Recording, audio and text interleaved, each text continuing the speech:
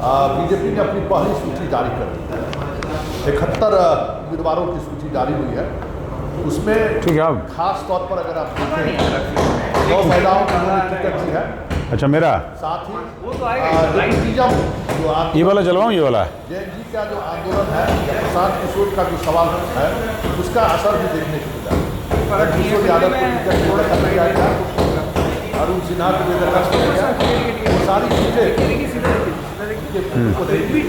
हाँ, जैसे सवर्णा सिंह चुनाव लड़ रही हैं, उनके हस्बैंड को जो कल ही ARS लेके आए थे उनको दी गई है। वो सीटिंग सीट था।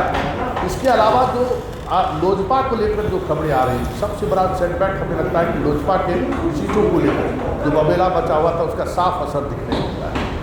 देखिए किस तरीके का असर दिखा है। सबसे बड़ी बात है कि अरवर सीट जिस पर बहुत दाव लगाए नहीं लगता, तो हम इसलिए रखे हुए हैं कि लगे कि हम खाने के टेबल पर बैठे हुए हैं। तो वीरेंद्र क्या दिक्कत है? सीटों को लेकर वो सारी सीटें कहीं न कहीं कहलगांव भी चला गया, नीतीश कुमार के करगहर भी चला गया। अब क्या दिक्कत क्या है इसमें? ठीक तो है, ऐसी ही सीटें बची जिन तो सीटों ठीक तो है के लिए अब उम्मीदवार के चयन करने में भी परेशानी है। अब रोसड़ा जैसे सीटें हमें लगता है कि उनके खाते में है।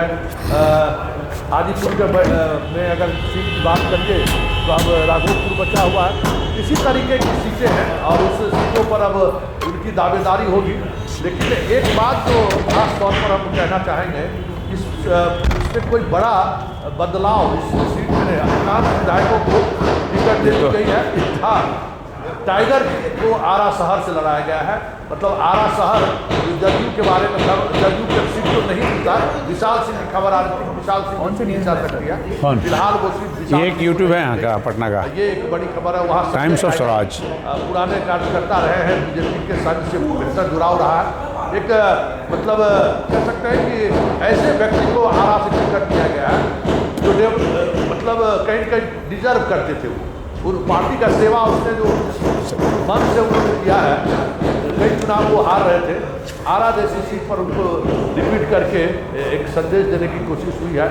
हालांकि बरहारा में राघवेंद्र प्रताप सिंह को टिकट देकर RK सिंह की बात की अनसुनी कर दी गई। ये साफ दिख रहा है। RK सिंह क्या करेंगे ये देखने वाली बात होगी। जातीय समीकरण का भी ख्याल रखा गया है और तमाम जो ऐसे नेता हैं जिनके बारे में कहा जाता है कि थोड़ा नाराज चल रहे हैं, उनका भी ख्याल रखा गया है इस सीट बंटवारे में देखने। लेकिन मोतिहारी के कई सीटों पर अभी भी पेच फंसी हुई है, छपरा के कई सीटों पर पेच फंसा हुआ है। अधिकांश विधायकों को ही रिपीट कर दिया, मतलब विधायक को रिपीट करने का दरभंगा में भी अधिकांश रिपीट कर दिया। मैथिली ठाकुर को लेकर जो खबर आ रही थी, अब लगता है कि मैथिली क्योंकि बेनीपट्टी की घोषणा हो गई तब उन्हें अलीनगर लड़ाया जा सकता है। मतलब कई ऐसी सीटें हैं जिसको लेकर जो मीडिया में कयास लगाए जा रहे थे, ठीक उसके उलट बीजेपी ने अपने पुराने चीज़ों को ही बचाए रखा है, ख्याल उसको बनाए रखा है। ऐसे लोगों को ही उन्होंने टिकट दिया और इस टिकट पे कोई ऐसी बात नहीं दिखी है। वही जो पार्लियामेंट के चुनाव में देखने को मिला था, तो वो बेस वही बात देखने को मिला। इसमें भी सभी लोगों को, अधिकांश लोगों को रिपीट किया गया है। जो जातीय समीकरण बीजेपी ने 2020 में साधा था, उसी जातीय समीकरण को साधने की कोशिश में हाँ, मंगल पांडे और सम्राट चौधरी को मैदान में उन्होंने उतारा है। मंगल पांडे सिवान से लड़ेंगे, शहर से, और सम्राट चौधरी लड़ेंगे अपने तारापुर से। जो वो तारापुर सीट बीजेपी के कोटा में जदयू के माध्यम से गया है। लेकिन जब प्रशांत किशोर की बात आएगी तो तारापुर सीट और सिवान सीट बड़ा दिलचस्प होगा, ये भी तय मानिए।